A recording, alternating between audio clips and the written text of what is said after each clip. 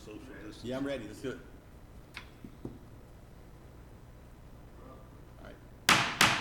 Let's call this meeting to order. This is the Tuesday, July 21st, 2020 meeting of the Livingston Parish Ordinance Committee. Laura, would you call the roll, please? Mr. Mack?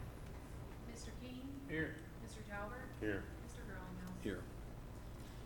All right, presentations. Mr. Kistler? This is our Livingston Parish. Yeah, come on. Oh, it's Just come on, oh, we just turned the wrong Because direction. y'all was sorry. doing your stuff We last did our night. stuff last night. We forgot to turn. No, the night before. Monday night. Monday night. Maybe they did last night. It was, It was last time. today's Tuesday. Yeah. We did it here. Ain't nobody- I'm sorry. Mr. Kistler, Livingston Parish Compliance Officer. Thank you for joining us. Good evening. Can I remove my mask? Yeah, absolutely. I removed mine. I thought it'd be timely to bring forward some issues that we're having in the compliance as far as whether it be items that are somewhat vague or somewhat convoluted, and ask that the council consider modifying certain ordinances to make their enforcement easier and simpler and more efficient. I take, for instance, one particular issue, Gill Road, where we have been in court battle for over 2 years.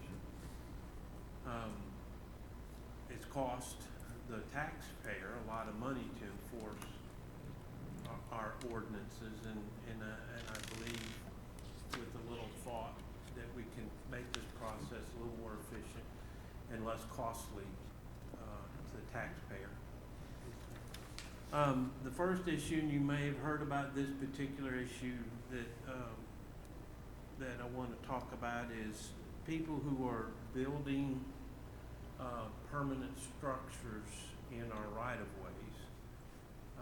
The most public issue that I think you might have heard about is at Arbor Walk, where we have some drainage canals that we are to maintain. And for whatever reason, there are a lot of fences built in the right-of-ways which prevent us from doing our maintenance, short of putting people down there with weed eaters. And you know, that's gonna be impossible for us to do. So when we started down the road to force people to move fences, of course it costs them money, and they bucked that system, and we've been dealing with that for more than a year. And it's caused some hard feelings towards us. And so I thought maybe if we took some time to look at some preventative maintenance in that, in the form of maybe requiring notices of identifying rights of way, and make sure people understand before going into, home ownership, that they have to stay out of the right of way, would be advantageous for us. And one idea would be at the permitting stage, requiring that notification at the permitting stage. But obviously, you looking at the ordinances, but it would be helpful to us if it could be proactive and eliminate it from the beginning rather than trying to come afterward and do something. It's obviously prohibited. And it doesn't say so in there. I don't know that it specifically says. I didn't do that much work research where we can go in and just tear it down. We did that somewhere. Gravity one. I think we passed an ordinance that said that structures in the right of way could be removed. So my question is, if we tell them that you can't build something in the servitude, I mean, it clearly says permanent structures such as fences, portable buildings, sheds, etc., cannot be constructed or placed in servitudes right of ways. And in another place, we give the ability to tear them down. If you give them notice to move them and they don't move them, why can't we just go tear them down? Why do we have to go through a court battle? Well, we can, and if you put that authority in there, we can. I thought being a little proactive, because we did meet a lot of resistance and we did get some ill will. Yeah, Well, as you will. yeah. I guess, why can't we do both? Well- I mean, I think he's talking about it in the sense, and I'm At the sorry, I permit don't mean to level, steal when the they come floor in. from you, Mr. Kistler. Going forward, there needs to be a notice when someone buys. That way, you can say, not only is it against law, you were informed of this when you purchased this house. So he's saying, going forward, we should do something, but I agree with y'all. And I'm not saying we don't have the tools to enforce Okay, this service. I guess what I'm saying is the last time we tried to put some notification in a sales situation, we parish president vetoed. Because the Realtors Association called them and said, oh, you can't put undue burden on us. Well, So I'm just telling you, if we try to put notification of servitudes in there, watch what's gonna happen. So we've already done the as-built in theory, so that in the future, we will know where everything is exactly. I mean, The but, problem is, we don't require a fence permit to start off with in Livingston Parish. So And I think maybe, that's where we need to okay, start. we maybe need to address that. all right, Secondly, is permitting has basically no teeth. I'm gonna be honest with you, there is a building being built in my subdivision. I don't know, 50 by 30 by 60 or 40 by 80 metal building. I know for a fact, permitting went out there, cause I found out about a fact, permitting went out there, there's no permit pulled, they stapled the orange thing to the tree, you know what I'm talking about? The people came home, tore it down, and worked on it all weekend. well, And then the guy went back out again yesterday. Nobody's ever at home when permitting is working. Can't talk. So, I mean, I'll just tell you, I'm just gonna use East Baton Rouge as an example. If you go to buy a permit in East Baton Rouge, let's say you're buying a permit to add on to your house, it's a $250 permit. If they catch you without a permit, it's a $500 permit. but, I mean, you I was understand? gonna- but That I was believe gonna that- be one of my issues, The- Mr. Talbert. That was gonna be one of Yeah, the because issues I was bringing in up. essence, Well- what we don't do is if I buy one of those little skid sheds and go put it in my backyard, you don't have to have a permit for that. but you can also easily just move it. I But understand, think- but the thing is, they put them into servitude and they don't wanna move them, and so, when we go to move Then it them. turns into Well, Science nightmare. look, there's gonna be ill will. If someone Right. puts a fence up, I think when what you were referring to that was with the grinder pumps, right? Yeah. Yeah, but I think this is kind of different, because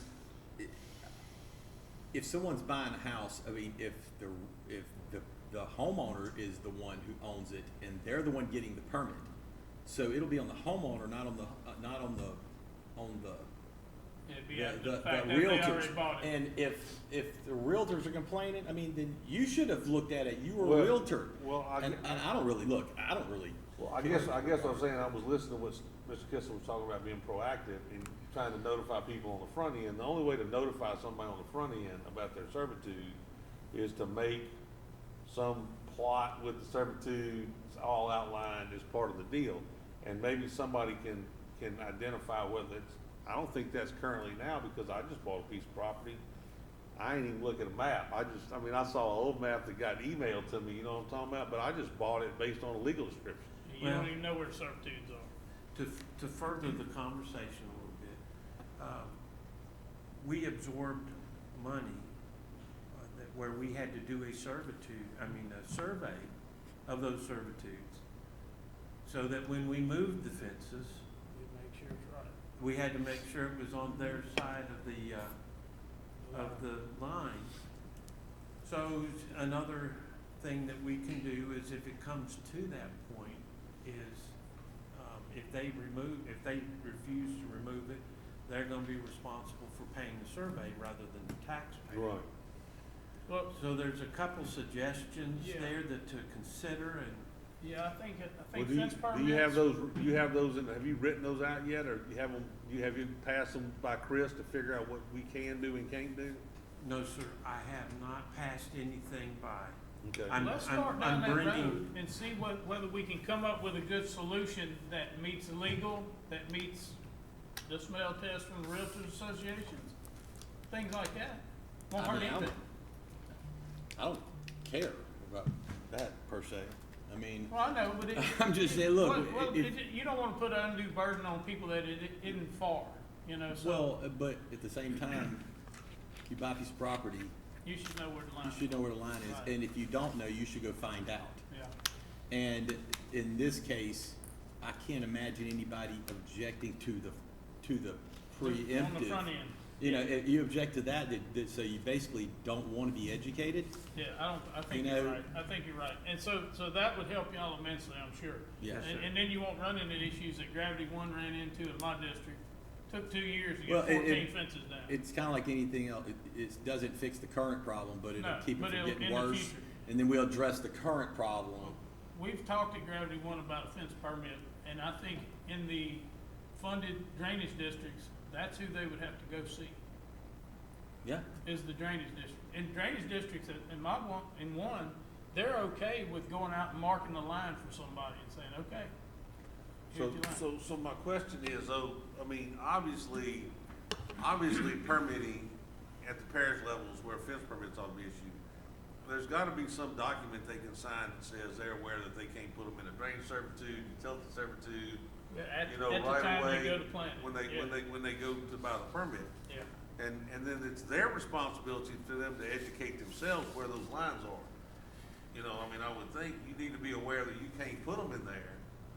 Then if So you're if you're signing a told document, then, if you're yeah. signing a document that says, okay, we're gonna grant you, the problem so you're is, saying that problem's already should be resolved I think already. I think if you made people get a fence permit, and then they had to sign a document that says, I can't put my fence in a right of way, servitude, whatever, then you have, you know, they then need to That's all become, the that teeth then people need to identifies look at them, they things. need to be All that responsible. And then they have to do the discovery where Yeah, there's. but it still goes back, in Livingston Parish, it's easier to ask for forgiveness than it is permission, and until you break or change that attitude. But is that not our job? Huh? It's our job to break the. But that's what I'm telling you. I don't disagree with you. So I let's mean, figure so, out a so, way to do so, it. I mean, Miss, you're right, it's not your job, it is my job though.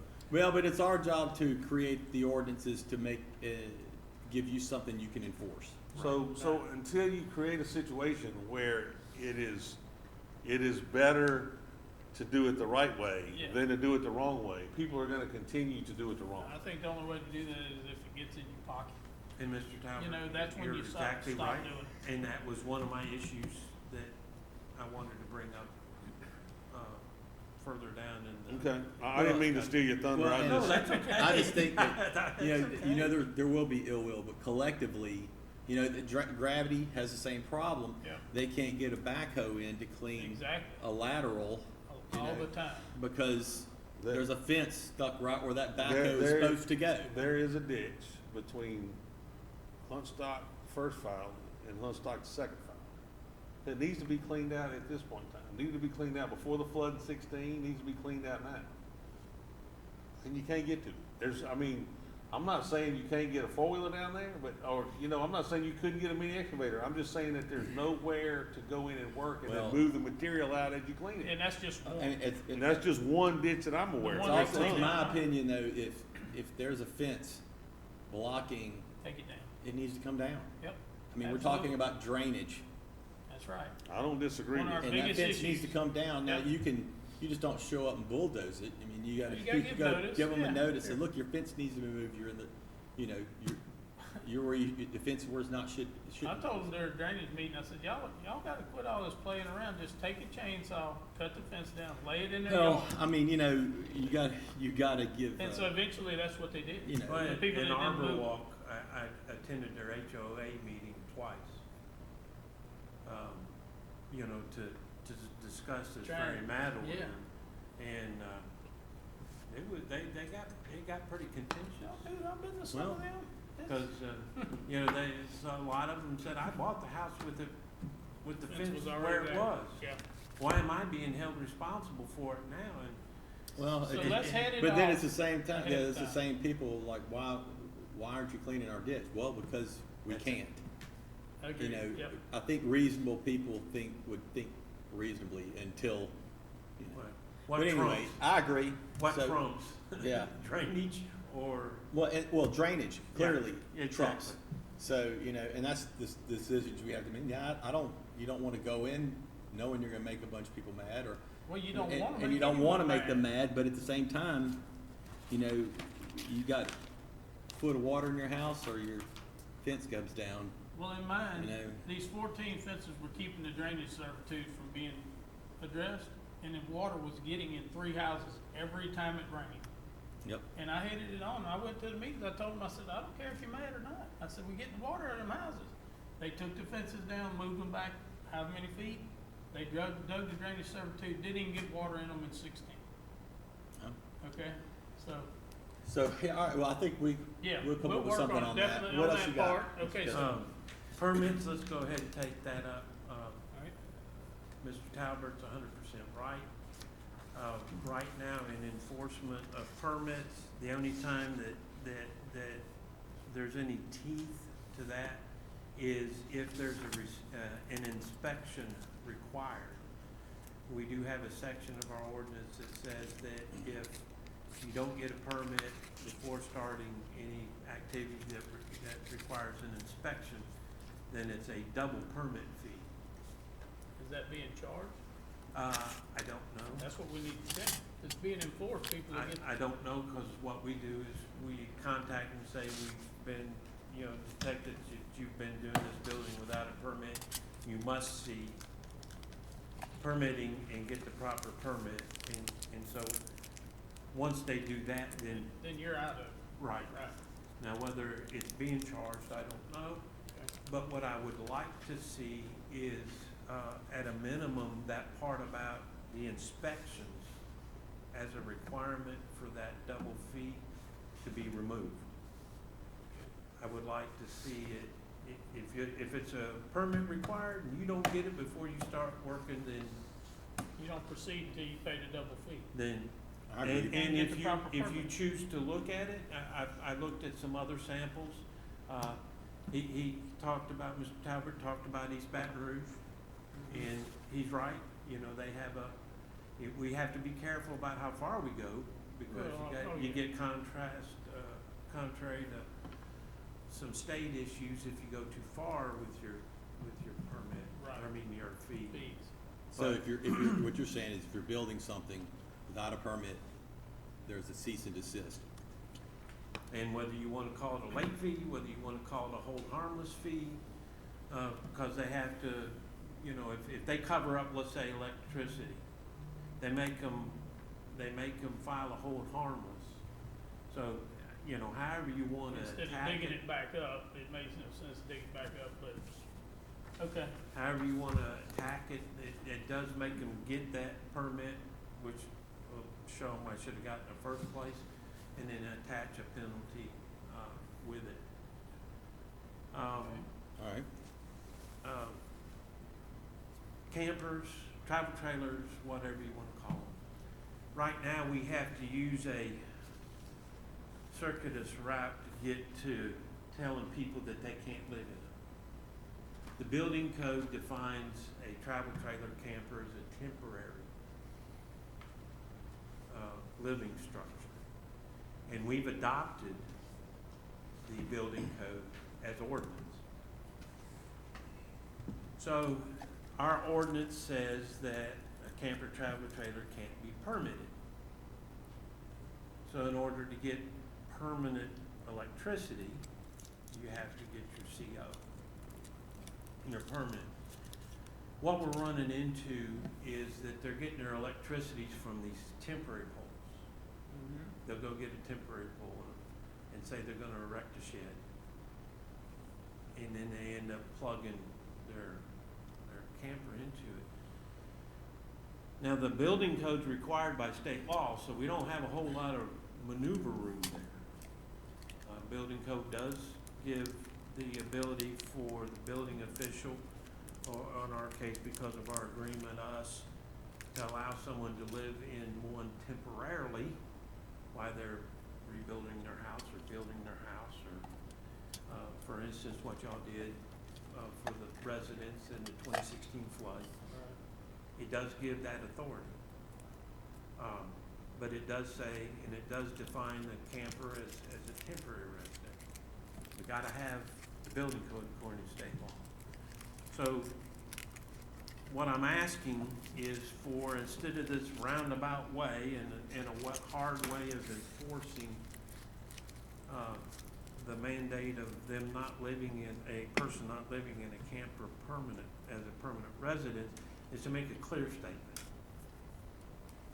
in our ordinances that is a violation of our ordinances to establish a permanent residence in a travel trailer unless it's in an approved RV park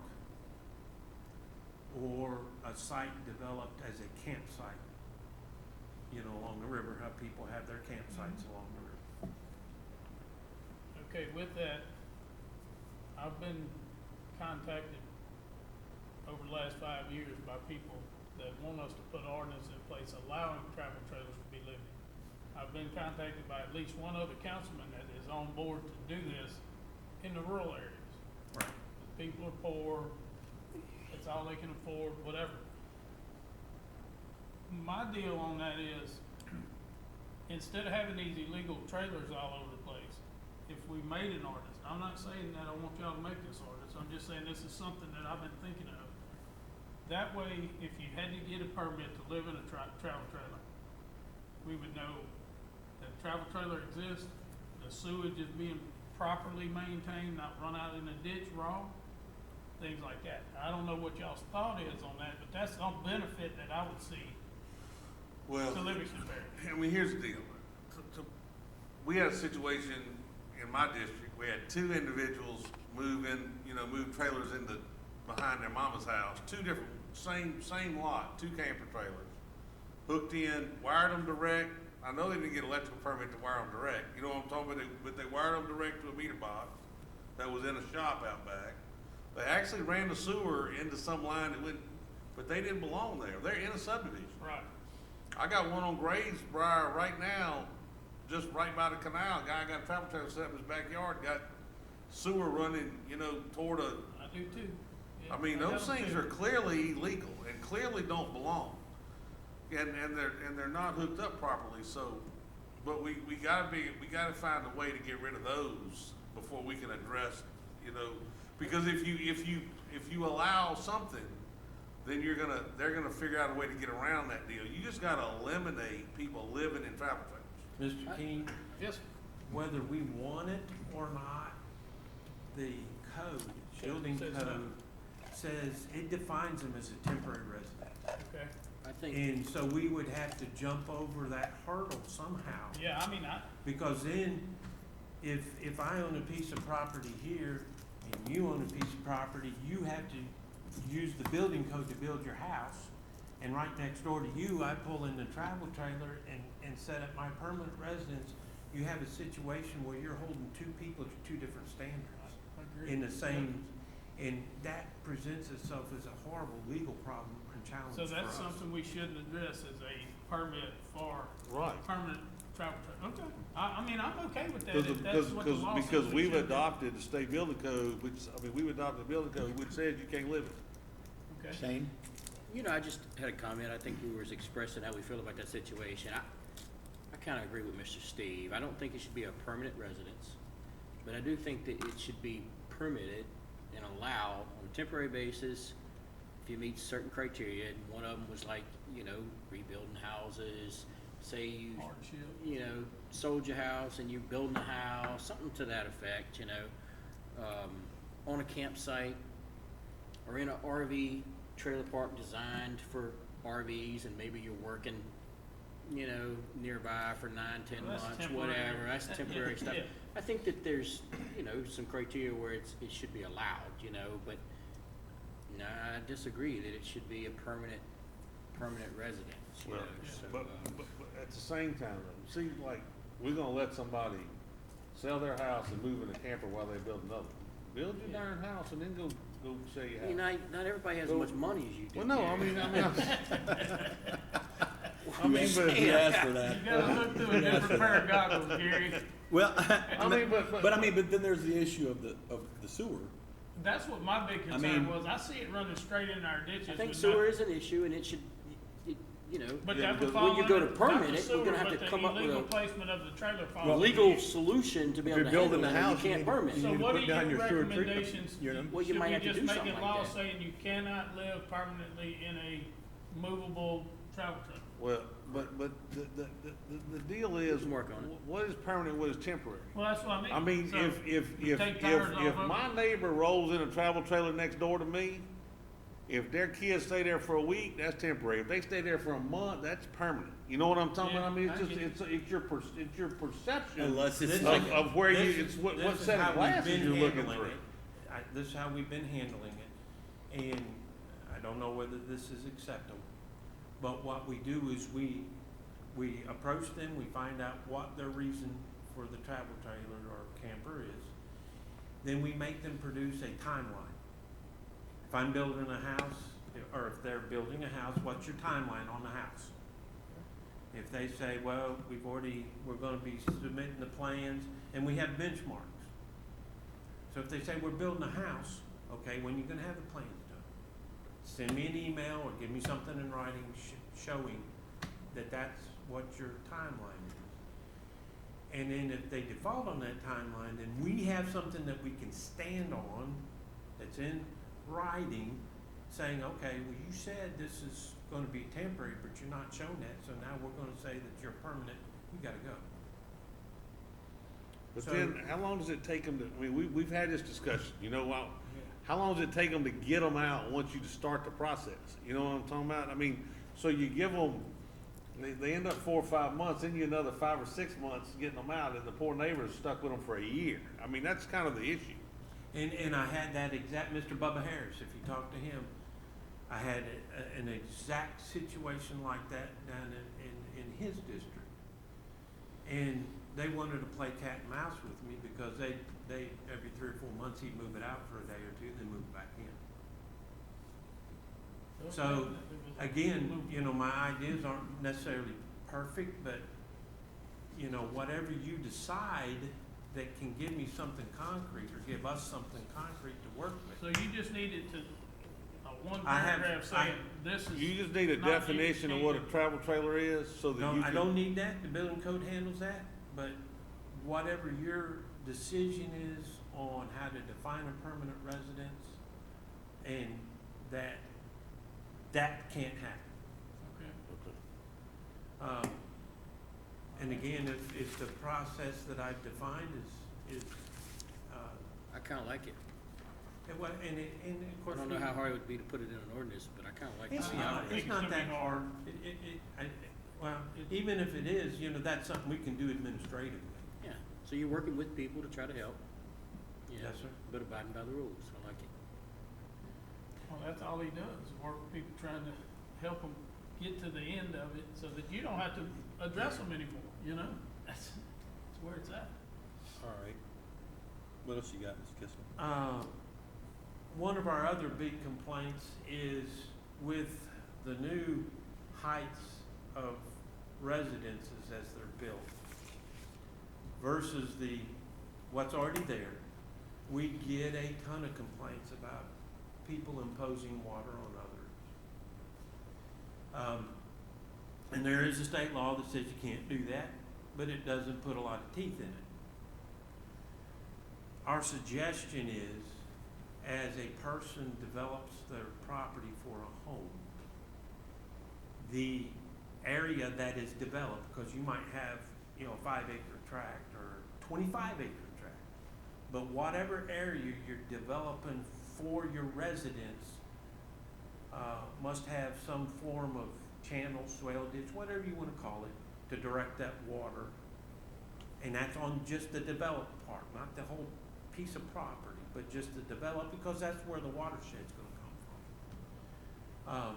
So during that building phase, that they have to, put something in place that directs that water to, the roadside ditch, or if they've got a named creek or whatever, direct it there. So that it, again, preempts us having to try and come in afterwards and correct the situation. Yeah, I agree with that too. Well- I ran into that lot after 16 flood. That's a big one there.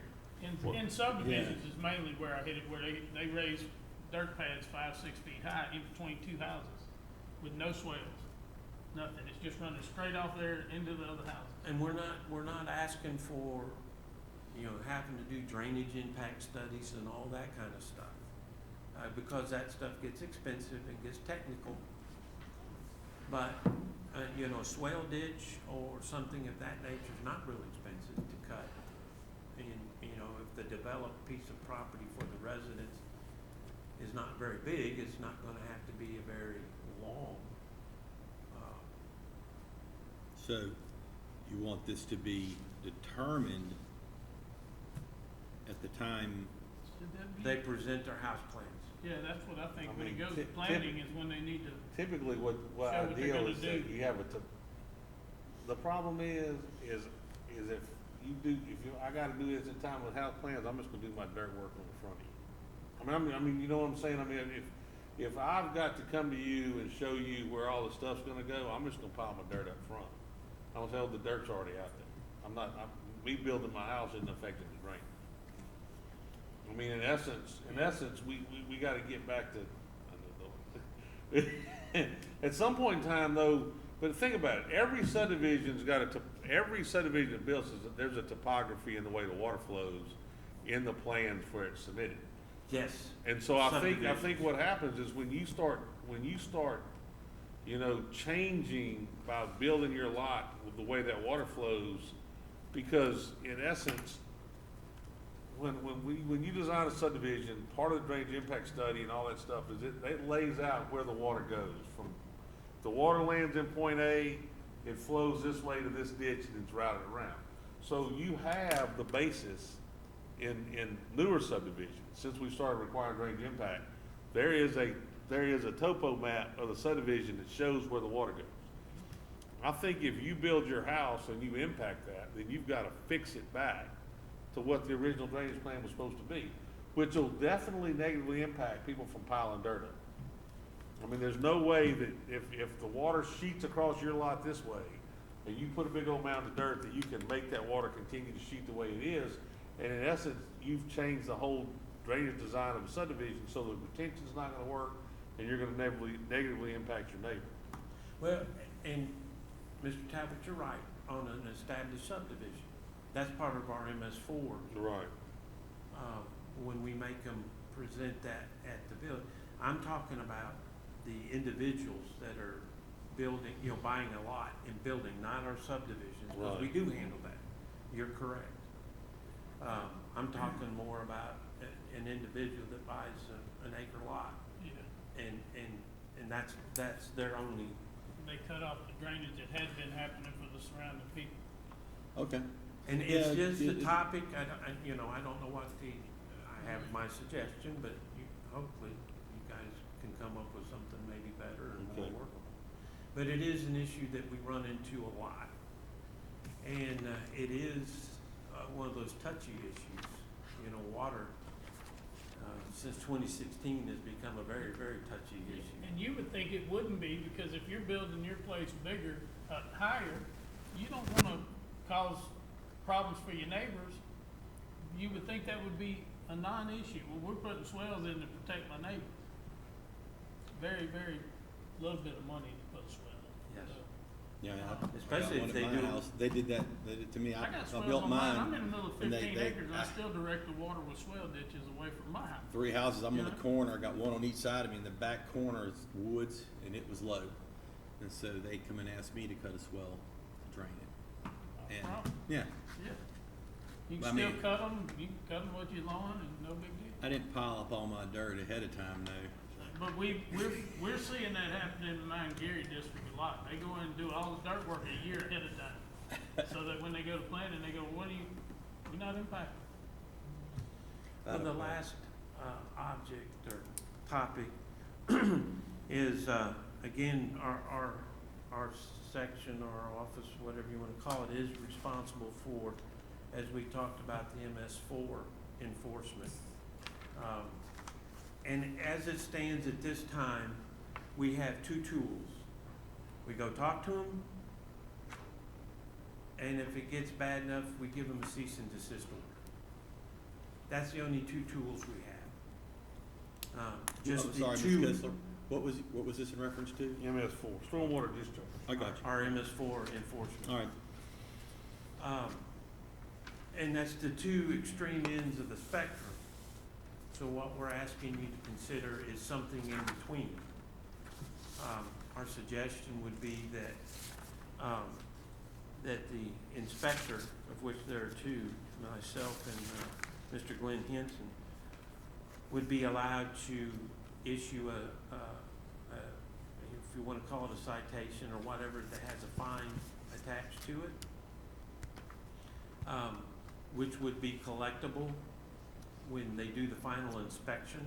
They have to pay a $300 fee for that final inspection, and at that time, they would be required to settle up on any fees that were, or fines that were assessed, in order to get their final inspection and open up. Okay, I got a question. Steve, you know that there's been a discharge of muddy water through my subdivision for a year now. Yes, For sir. a year. And y'all been out there on numerous occasions. And he's tried. He's put whatever. And it's not stopped the discharge of muddy water because his construction design was poor. You know what I'm talking about? He went into an established pond, pumped it out, dug it, and didn't make arrangements to seed the bank or try to deal with. So consequently, for a year, we've got somebody who's been violating MS4 permit through my subdivision with muddy water. Why is the cease and desist order why is that just not the way to handle it? Well, I mean, why don't we just tell them, you either fix the issue or you get rain for rent out here and you start pumping the water and deal. I know it's expensive, but I'm gonna tell you what, if somebody told me I couldn't have water leave my place anymore because it was muddy, I would find a solution for it pretty quick, instead of just saying the grass is gonna grow one day and the sediment's gonna fall out the pond one day and it'll quit being muddy one day. I mean, that's what's happened. I mean, that's exactly, it was muddy over the other day when it rained. I had muddy water running down through my subdivision. Mr. Gary, and we forced our way into that situation.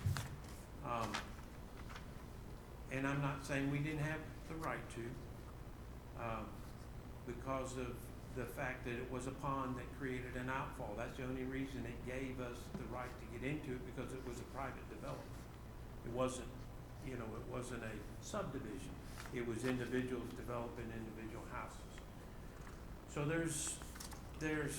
But what gave us the right to get in there, and so we did get in there, was the fact that they had developed a retention pond that had an outfall into a name. And so we did get involved. And I agree that we need the cease and desist order. But we do have limitations on what we can do. There are certain prescribed remedies for given situations, and we made him go through the gamut of all the remedies that we had at our disposal. And I'm not saying that you're not right, that it didn't fix it, but, we didn't have any other tool at our disposal to make him fix it. We made him do everything that was within and he did it. Okay. And I agree that it could have been done better from the outset, and maybe have, when the pond was dredged and drained and all that kind of stuff. But I'm not an engineer. Okay, but when I look at this section, when I look at the section that addresses MS4, which is which, let's see, it's section 62-1, or section 62, which is the one that addresses. I don't really see in there where it identifies whether it's a subdivision or an individual or anything. I mean, basically, if you go clear a piece of land, you're supposed to control the erosion on that piece of land, whether you're Joe Blow or you're, the biggest construction company in the state. I don't see where there's a provision that says, Is there a provision for size? there's a 5-acre provision with respect to, Well, I got a question. I mean, this is kind of new to me, but I mean, is that considered illegal or hazardous discharge, that muddy water? well, if it, muddy water will kill fish, and so consequently, it is something that you can't, impact the turbidity in downstream.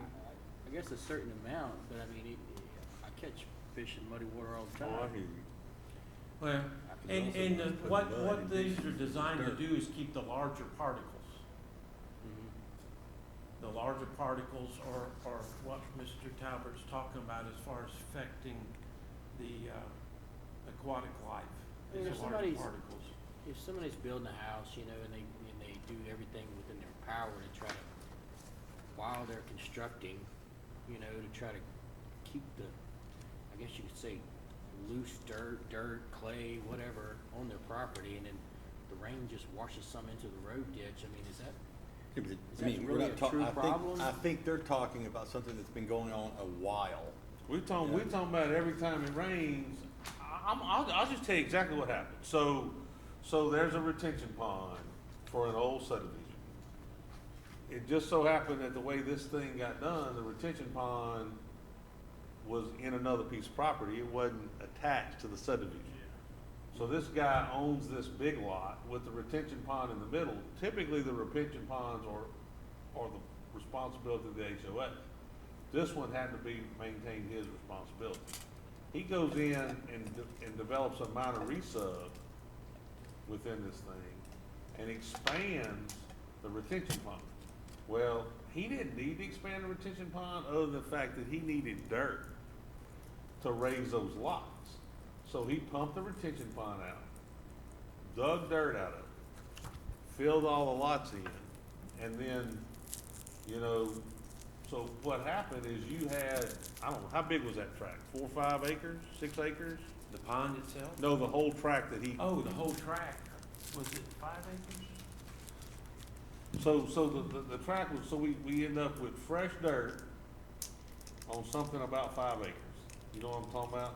All that water trickles in to this retention pond that holds all the other water. And it discharges into a ditch that runs through my subdivision.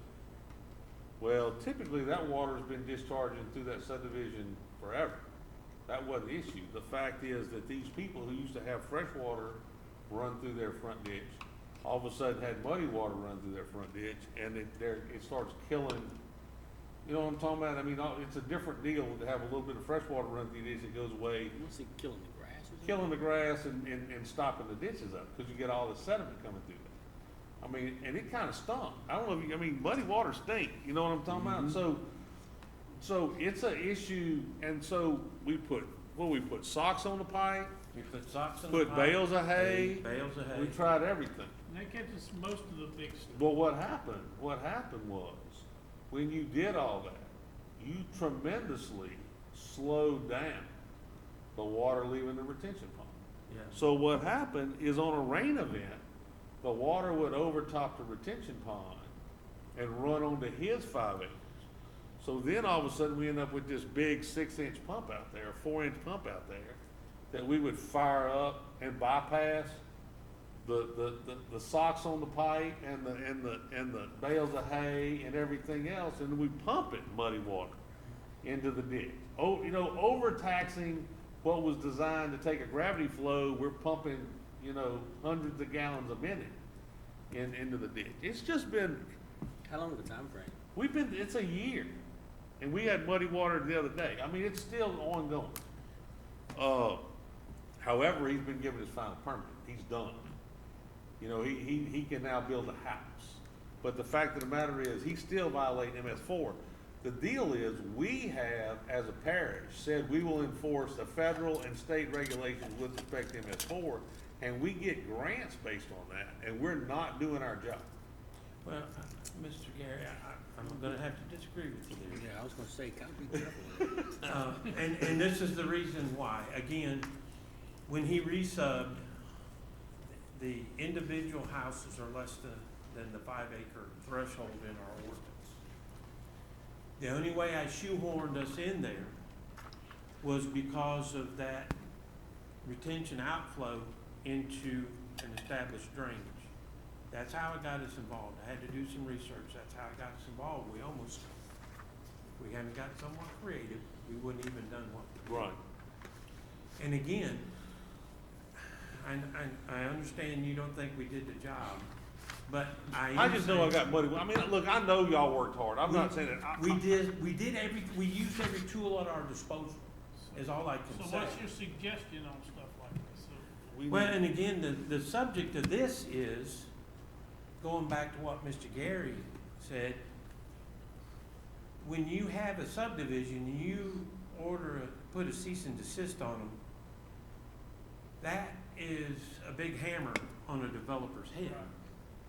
We would like to be able, and our DEQ permit suggests that you create because we have to have a permit. They force us to do it, then we gotta ask them for a permit to do it. But with that being said, they suggest that you have a progressive,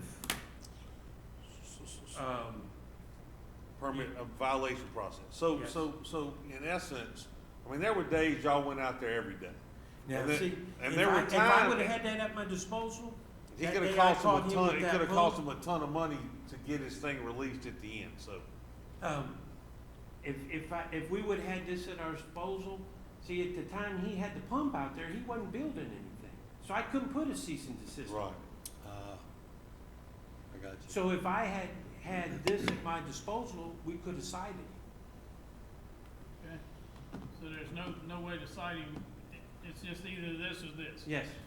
So there's Either nothing in tell him between. he can't do it, or put a cease and desist, and in this case, we didn't have anything to cease and desist. Right, So you're giving us an extra tool in our toolbox.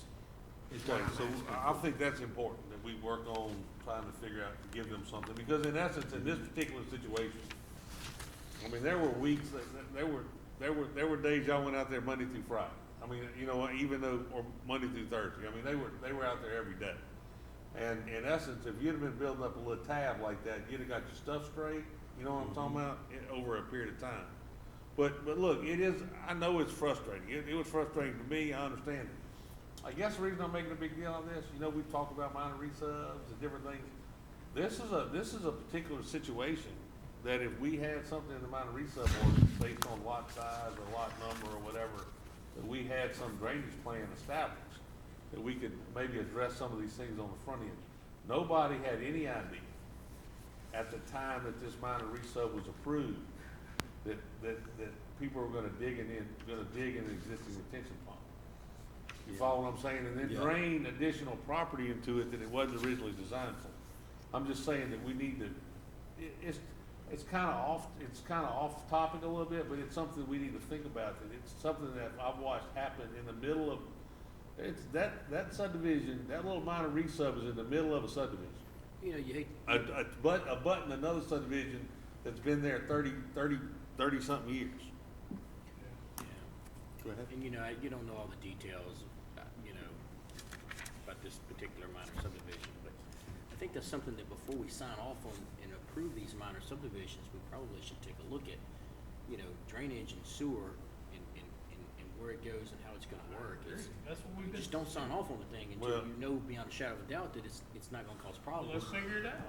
I agree, but I'm just saying that, you know, we, you know, minor resub is an issue that we've fought with because it's how all properties re-subdivided, and some stuff needs to be addressed by it, and other stuff is not. So it's a tough deal to crack on that deal, you know what I'm saying? But that's perfect example of where if we had some deal in the minor resub based on lots, that you had to have some drainage plan, that this thing would have been seen that what was going on, and you probably could have saved some people a lot of heartache. It would have saved me a ton of phone calls. I could tell you, I got a ton. And that's not important. And We they don't would, like no, I talking mean, no, on but I board. mean, it was my subdivision, they just come knock on, Do you come look see at this? Come Yeah. look at this muddy water. I mean, trust me, I lived it. I'm still living it. So, I mean, that's kind of that's why I'm so. We were living it with him. It wasn't quite as personal, but we were living it with him. Wasn't Yeah. quite as close up, huh? Okay, well, that's all good stuff. The final issue I'd like for you to consider, right now, our enforcement of the different ordinances is strange. This set of ordinances will allow LoSEP and permitting to enforce it. This set of ordinances allows DPW to enforce them. It specifies those individuals as the enforcement, which hampers our ability. We've gotten over those hurdles by Mr. Sam being both the director of DPW and he's over our unit. So he kind of delegates the things that DPW enforce to us. Miss Dee Dee, in permitting, we signed an agreement where she designated us as the person enforcing, her, in addition to her inspector. But what I'd like to see is, if possible, just a catch-all at some point in the ordinances that said that anybody who's designated as a enforcement compliance officer can enforce all ordinances of the parish. That way we don't have to tiptoe. At one point until I caught a dirt pit bringing construction debris into their dirt pit. Yeah, I got a call on that today. Yeah, I know. And at the time, the only two people that could enforce it were LoSEP and permitting. So I had to call LoSEP and I had to sit there until they could get somebody out there instead of just handling the situation itself. So I don't know whether you'd entertain it, but if that is possible, it sure would make it a lot easier. That way I'm not having to worry about whether I have the right to enforce something or not. Okay, so I'm gonna go a little basic here. Define enforce. Well, enforcement means making somebody comply. By, Whatever our ordinances allow. Okay. Some of them allow fees and What fines. page, I'll give, like section 7489, the notice of, to abate nuisance penalty for noncompliance. That's on the grass, trash, whatever. okay, If you read section 8, it says, the sheriff or other law enforcement official may also serve said notice on them with return of service to enforcing authority.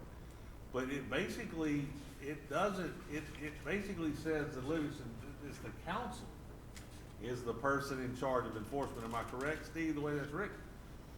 Now, there has been some discussion as to whether the council is the council or is the council parish government.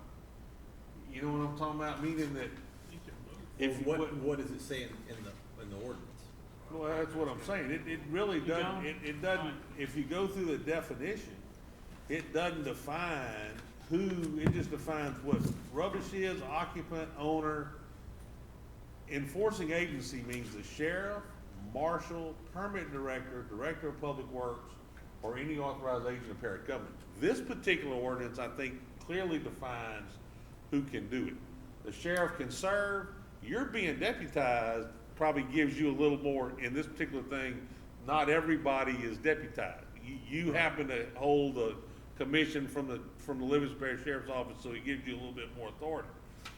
However, the grass ordinance and trash ordinance clearly gives them the power to do darn near anything they wanted. Okay. You know what I'm talking about? And by definition, kind of says any designation of parish government. So probably if we went to all these other ordinances and defined parish government as being the person that could enforce it, we would probably fix everything we wanted to do. I think you gotta go fix it in the definition. I think it clearly says the grass, the one that addresses debris and that kind of stuff. I think in the definition does what we need to do, and I think it is probably the ordinance that he has that says, you know, you can, after 16 days, you can start finding people. It doesn't, you know, it's pretty quick. You don't even have to make notification to the owner. I think you can make a visit and leave something on the door and start the count. You can send certified letters at a later date, but I think just hanging something on the door or whatever allows you to start counting. In 16 days, you can start instituting fines without even researching who the ownership is. Am I kind of correct in reading how that thing's set up? And, you know, of course, there's a different process we go through if we wanna go to the point of filing criminal charges. Right. Which in cases we can. But my point here is, some of the ordinance don't allow me to enforce it. Again, the specific example that I gave you was the dirt pit ordinances. And, you know, I guess we can continue to go that way, but I don't want to step out of line because I don't have an ordinance book with me, and I'm gonna flip through there because my feeble mind doesn't remember And each. you're the enforcement Well, arm of so- parish government, so so- I mean, that's where it needs to all lie. So here's the question: Do we want Mr. Kistler and the young ladies in the office to figure out where he's got a problem and fix the definition on every ordinance, or do we want to put a catch-all in there that he can utilize whenever he wants to? I think that's something. I think that we need to talk to. I think we need to talk to Chris about that and figure out what his recommendation is.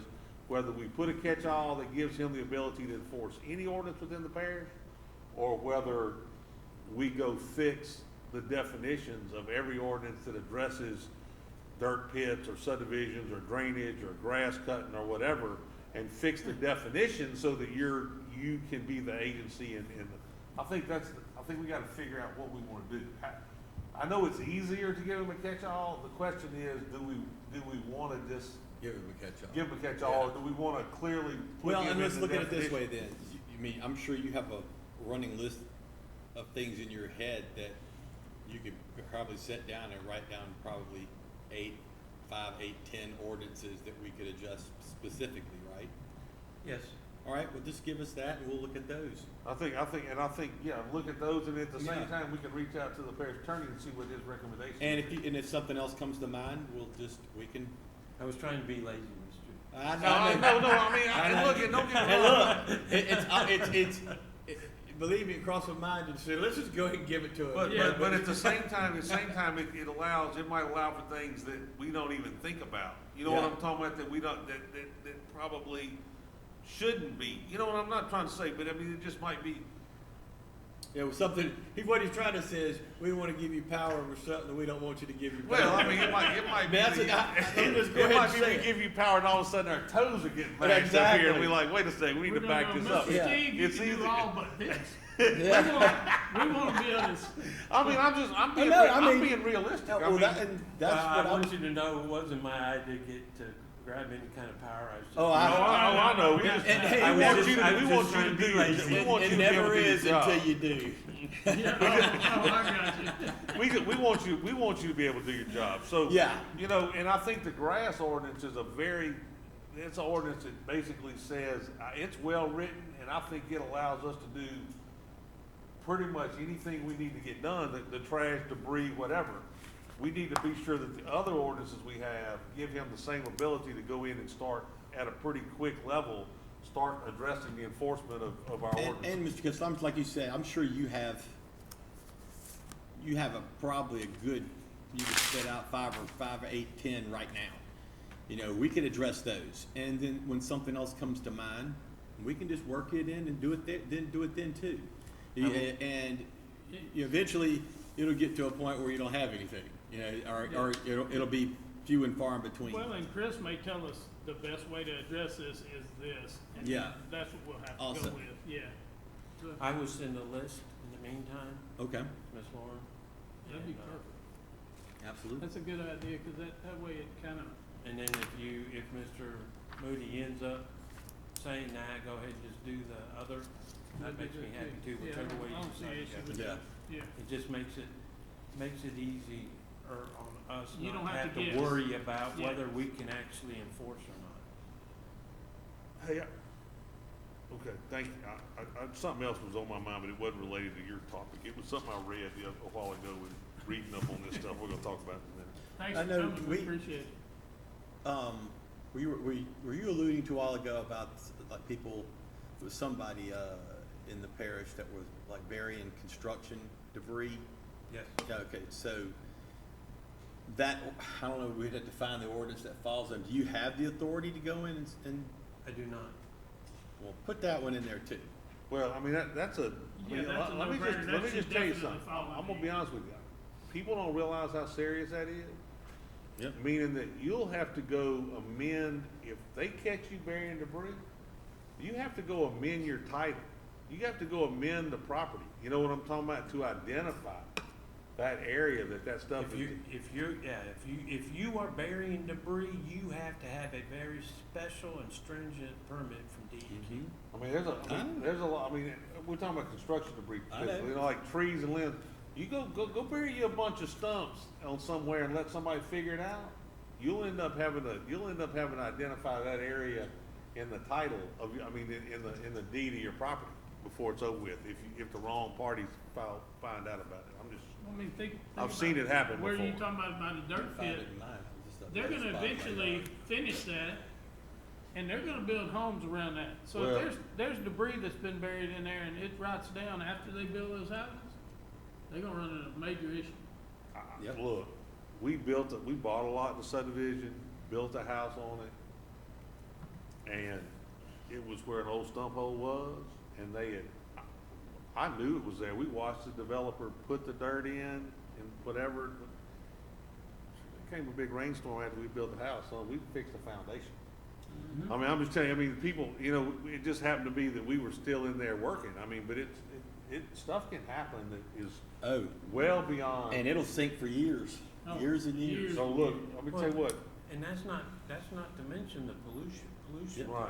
Well, I imagine there's a lot of pollution with stumps. No, well, but But it's. No, but- not stumps. Yeah, But but this like- sometimes this. Yeah, we're construction talking debris. about concrete and I- rebar and Well, things I like that. found treated lumber, Yep. Yeah.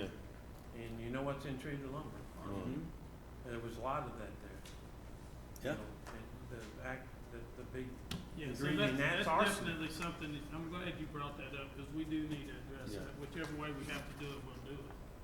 Or Yeah, we'll take care of we'll that. make a recommendation that we do it. Did you have anything else, Mr. Kistler? No, sir, I'm done. All right, well, thank you so much Thank for you your for your time. time, We're- Mr. Kistler. We're gonna address, And look, Yeah, that's I what want you to know, always- I appreciate everything y'all did on that deal. I know that there's some issues that we gotta address on that other deal.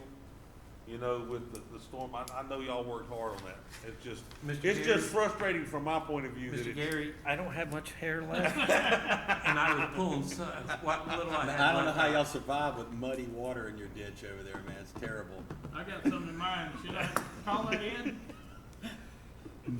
I have muddy water in my ditch, that's your, There's a bigger issue than the muddy water. all right, Dude, it's just one of them things. I understand.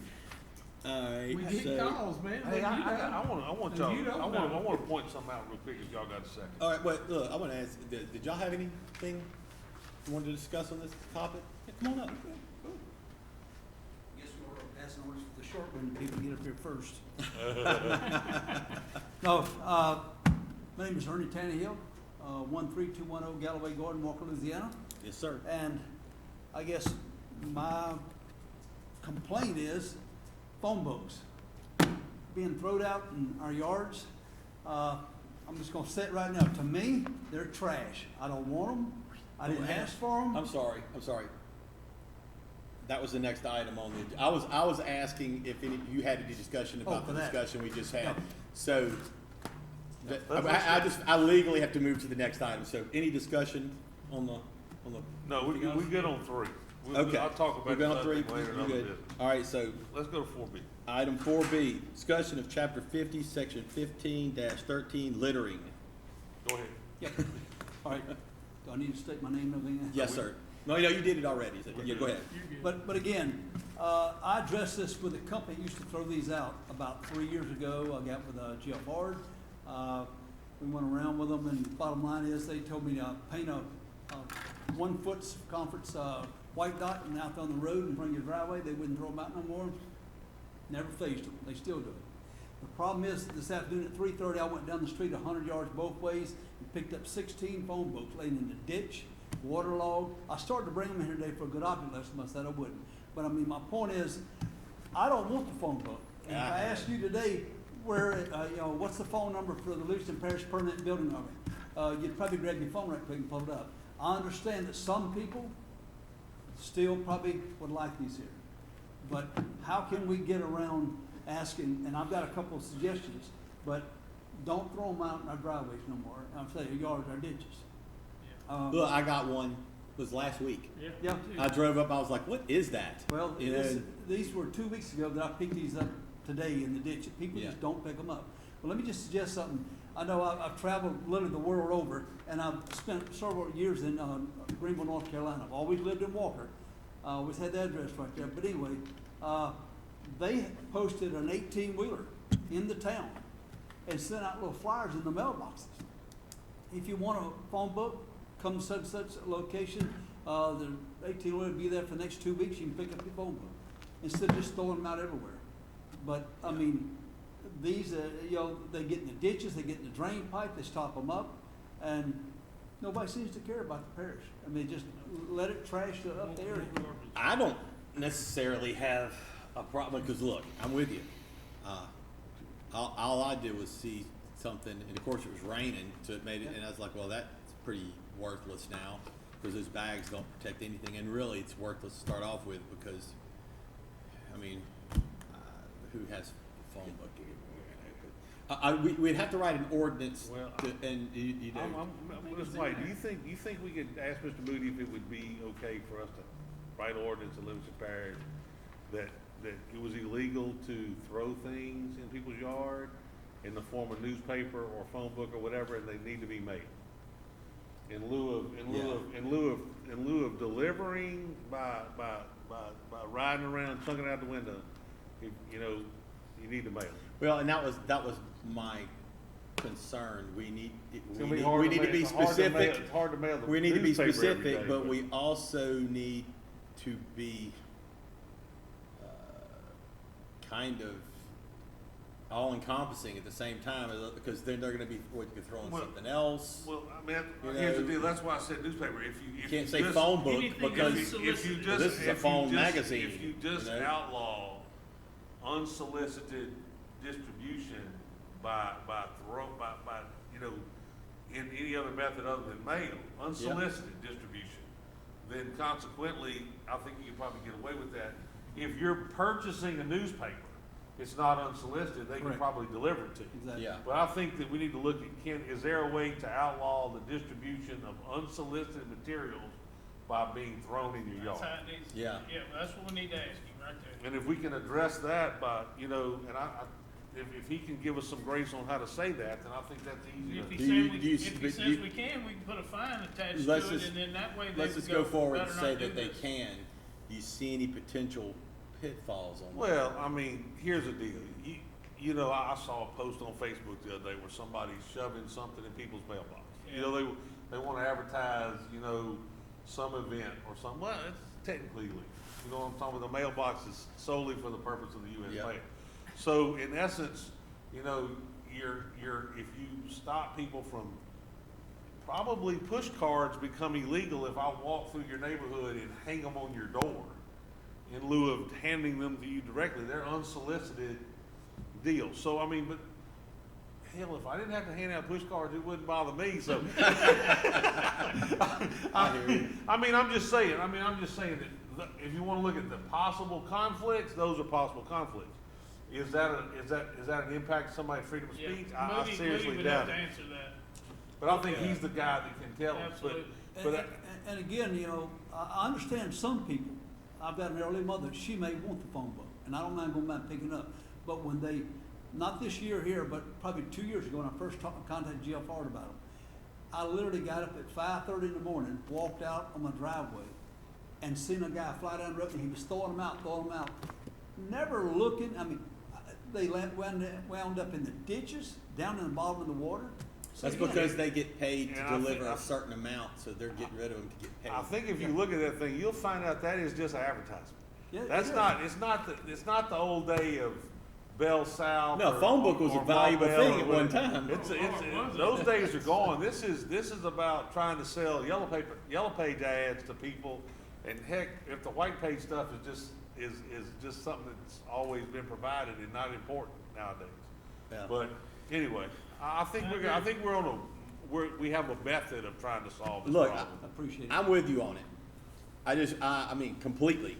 I just had to figure out a way to do it to where we don't gouge into something else. Oh, well, But I mean, I look, mean, I know for a fact that the Advocate throws a Livingston Parish section out in my driveway, or used to. I don't know. It used to get rained on, my kid would run over it, next thing you know, that paper is a big old pile out there that I gotta go spray. but I mud. guess in that sense, though, you do buy something from the Advocate. right? Well, I mean, if, So, well, I mean, if there- if I have a subscription, then it's not unsolicited. Yeah. If you're just trying to promote Well, this your was- paper But you by see, throwing me the Livingston Parish I section once a understand. week. But and this is why I'm playing devil's advocate. Oh, on I this. hear you. You know, if you get you have a subscription to whatever newspaper, and then they decide to give you something like a free circular, that's I think that would be okay. would it? Well, it'd have to be we'll let 'cause the you legal, bought we'll let the I legal mean, guy tell us. I just don't. Look, if I buy something from Livingston Parish News, we'll say that, and then they decide to throw something out or put something out that's free that I didn't pay for, it wouldn't bother me as much because I'm buying something from them. So I kind of have a Expectation. that an something's agreement coming to your with them driveway, already. yeah. But just to have somebody show up that I don't do business with and throw, basically litter in my front yard or driveway, I'm against. Is it okay then if I take my garbage to their driveway and put? Well, right, and look, I know somebody who did that. They went around and collected all of them, all the phone books, and went to the place in like 4 a.m. and dumped them in their driveway. Payback. Yeah. Well, Okay. yeah, I'll leave y'all with that, but I mean, this is about honestly keeping the parish neat and Yeah. clean. Right. And just, Well, we got a big enough trouble with that as it is, people know. not caring. It's But look, I mean, if legal says, if Chris no says we can do issue. something, I have no problem with it at all. Me either. You know, we'll bring that forward and do something with it. I appreciate it. Thank you, Thank you, sir. sir. Thank you, Ms. Thank Tannehill. What's, go ahead, what's A about? A is the addressing. Remember before addresses on one parcel of land? Yeah. Oh, Is written in that first, so what are we talking about doing? 1 and 1? 1 and 1. okay, so, yeah, That's what we talked about. You talking about 4A? ways, yeah, Oh. go ahead, Tracy. Jason, No, you're no, no, supposed no. to introduce us. I mean, 4A discussions, chapter 125, article 2, section 125-49, mobile home park definitions. But so what's happening is if I have a house or a trailer, I can on that same piece of property get 3 more addresses. Yeah, no, So we need No. to change 3 to 1. yep, And that's really temporary, right? correct. Yeah, it's supposed to be a hardship only. It also talks about making it temporary, but It's not right now. It could be permanent. Okay, so we need to eliminate the section that allows you to have 3 placements, excluding the homestead. And then write in and one then- temporary. And then the one placement needs to be a direct descendant up or down. Right, then it would be a hardship case. so That's right. one additional address for the same tract of land to a lineal descendant. With a temporary permit, correct? Yeah, it's gotta be annually renewed. Yep, Right, and that's exactly what we discussed. yep. I'll make a motion for that. I'll second. And also what we need to So do. though- ordered. Yeah, what we need to do though is, if something comes up, that's why we have discretion. Something comes up that's totally out of the ordinary, Then we can always give a waiver. I know that we don't like it, but sometimes something happens. And that's Well, why absolutely. it's available, you know? But we fixed, here's the deal, we have fixed the trailer park ordinance to make them viable. So basically, this ordinance allowed for a 3 or 4 trailer park is what it allowed for. It Yeah. didn't come- didn't even come to us. Based Yeah, on square footage, Yeah, that needs to go away. and so that's what we're trying to fix. We're fixing this definition, to kind of go with what y'all did at the last meeting Right. with the bona fide partitions. Mm-hmm. And I think, and I don't want to speak for Mr. Sano, but they want to create a chapter in our ordinances for addressing specifically. So eventually, this hardship, one address, lineal descendant will be moved out. Into that this. Okay, section? that's fine. So Okay. y'all working. So just for right now, it needs to be fixed to go along with what y'all did at the last meeting, but it will eventually. It'll be much easier to Okay. find then, so if somebody comes in, they go, well, it says specifically right here what you can do. I like that, yeah. Also, this is the section that has the definition about the, camper trailers, if you don't know that. Okay. That Well, I next read it, trailer- and I'm gonna be honest with you, I cannot get my mind, all that double talk in there is confusing me. I'm gonna be honest with you, I've read it twice, and Won't it's fix it. confusing me. I did too. I mean, I You don't can know. fix a word. I think that I want somebody, I mean, what I don't wanna do is fix this and then mess up a mobile home thing later on. I think the difference between a travel trailer and a mobile home trailer can be defined by, no, I think it's, I think there is a division within the state government that addresses mobile homes. You know what I'm talking about, and how old they are, and moving them around, and serial numbers. And so I think we gotta go look at state law and figure out how they define a mobile home versus a RV travel trailer thing, and we just need to figure out how to incorporate those definitions into this. Because there is a different agency that regulates mobile homes over regulates travel trailers. And we gotta figure out what that is, and we need to incorporate those definitions into this, and I think we'll solve it. More than likely, the reason being is because they're totally different. Let me just tell you something, Thanks. contrary to what you might think, mobile homes ain't real movable. I mean, they You call can't just themselves have mobile them with homes, your but truck. If, Yeah. if you can hook up and drive off in over That's 5 a minutes, travel under trailer. 5 minutes, it's a travel trailer. when you gotta put a new set of axles on Yeah. it before you can leave somewhere, that's a mobile home. I agree. Yeah, if we fix that definition, that'll cure that. All right. Any discussion on that item? Both of them, mobile homes technically have to have, they're registered Just when you too, move. so Yeah. it's a little bit, they're kinda, I don't know, there's a definite definition because there is a wind load, they're built to a different standard, and there's a different. Where you can place them. At a certain age, a mobile home's got a different wind load, and that's why we don't permit a remodel of a mobile home, because it's controlled by some state agency, you know? Movable and mobile Are two entirely different, things. right. Yeah. I can move a trailer, but I'm not pulling a trailer up the mountains. you Right. know? All right. Got it? Item 5, view discussion recommendation of ordinances, old business. Okay, Yeah, now this is real old business. I'm gonna tell you what it's about. We did some work last year, on subdivision design and drainage impact and all kind of stuff. If you go to the paperclip deal here. Yeah.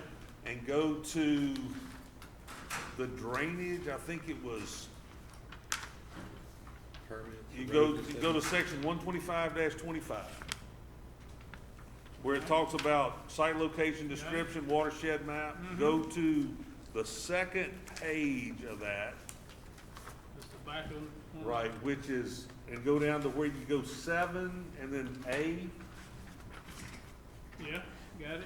7 and then A. Oh, there it is. Okay, so there's it's right on the border between mine and your districts. What's that? Oh, the little cemetery that floated. What was that? What's that? Oh, where Ridge. Mr. Sid used to Well, live. Ridge. What's the name of that subdivision? Ridge? Oh, Beach Ridge. No. Man, I can't think of it. Anyway, the subdivision enters off at 1019. Right. Okay, it also is gonna have a part that exits onto Huntstock Road at some point in time in the future. They were putting a fence up the other day. They were putting the fence up between the property lines, you know, where you gotta do. It was on the edge of the ditch. Oh, you talking about, Plainview Ridge. Plainview Ridge, the Okay, subdivision, so, yeah. so subdivision, Plainview Ridge. So I made, actually, there was a meeting, we all came to a meeting down here in Sam's office over it. And here's the deal, where it says storm sewers and swell ditches, there's a 15-foot minimum servitude. Well, this sucker got 15-foot swell ditches in people's backyard. So in essence, the servitude is from the edge of the ditch to the edge of the ditch. Gotcha. And ultimately, there is no definition of a swell ditch. You know what I'm saying? Is it a 105, 104, 103? They just call it a swell ditch. So we need to eliminate that, because if you go to section B, we can leave storm sewers in it. But we need to eliminate swell ditches in the 15-foot servitude, because they just go to ditches. And then it's the width of the ditch plus 15 foot from top of bank on one side. Because I'm gonna tell you what we've got a situation, where Gravity 2 has got a fence here and a fence here and a 15-foot swell ditch in the center. And the only time you can mow it is when it's bone dry. You know what I'm talking about? Yeah. So it is a problem, so we need to eliminate from A, we just need to take in swell ditches out. A 15-foot servitude on storm sewer is fine, but a 15-foot servitude on swell ditch is not. Gotta be wider than Gotta be wide. And in essence, we probably need to come back and look at storm sewers with respect to depth. And there really ought to be, the servitude ought to be tied to the depth of the storm sewer. Because you end up with a situation where if it's deep enough, and you only got 15 foot between, you know, you could theoretically end up with 15 foot between houses. Yeah. And that's your servitude, and you're trying to go fix, if you got a storm pipe that's 20 foot in the ground, you don't have enough room to get in there and work with a trench box. You know what I'm talking about? So Which is we required. need to have some engineer help us with this, but we're gonna need to look at storm sewers and tie the servitude Do width you to wanna the, look at that at the next meeting, cause the engineers for Gravity 1 will be there? that's fine. I So you just think, Move it to the next meeting? I think we can take the swell ditch out now, but I think we need to look at, what's the servitude for storm sewers need to be? Does it need to be one distance, or does it need to be related to the depth for working? Because here's what happens. But who's gonna be able to answer that question? Engineers, I mean, Yeah. friggin' engineers can make, I Yeah. can't You can pull that answer. one word out. I think we can take in, Just two I words, think swell and swell ditches needs to come out now. Yeah. Because that's easy to And fix. it won't happen between now and then. It'll have, it in They could be essence, digging one tomorrow. well, we're gonna, yeah, I mean, we're gonna deal with recommendations out of the committee tomorrow, so we could address that as an introduction tomorrow, couldn't, Thursday? Mhm. I mean, are y'all good with that? What is the I know item that- on the agenda? The No, item on- they finished it. The agenda's done, yeah. Yeah. You will be, Okay, so we gotta address it, so it's not, I mean, we can address that at We'll one look time. at it at the next I just meeting. think that, I know. In which case, we can look at it here. Yeah, that's, Yeah. yeah. Like next Tuesday night, Yeah. that needs to be on the thing next Tuesday night for swell ditches and storm sewer. And I think swell ditch is gonna be eliminated and just call it a ditch. And then storm sewer, they need to tell us, do we need a distance, or does the distance need to be tied to depth? Agreed. And also, you weren't in there, but Gravity 1 has requested some stuff to be put on the agenda, and I told Lauren about it. That's fine.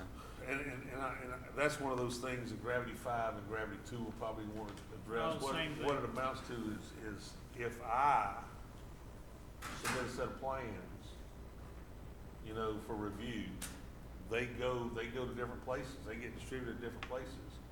Well, Gravity 1, Gravity 2, and Gravity 5 are paying their engineer to review, because there's no provision in the ordinance to charge the developer. And in essence, the developer pays for all the other review, they should have to pay for the Gravity drainage review also. They gotta pay for the sewer review, they gotta, you know, so Yeah, it's just a matter of, it's just to fix the So ordinance to bookkeeping. allow them to do it, which will stop the taxpayers from paying for the Footing the bill. review Yeah. and make the developer pay their own bill. Understood, I agree. So we put that on the next, Yeah, all right. that's on there, yeah. Anything else, That's- guys? I'm good. I think that's it. Motion to adjourn. Motion to adjourn. I second. All in favor, say aye. Aye. Meeting's Right. adjourned. That's gonna, that for Steve's gonna take a lot more.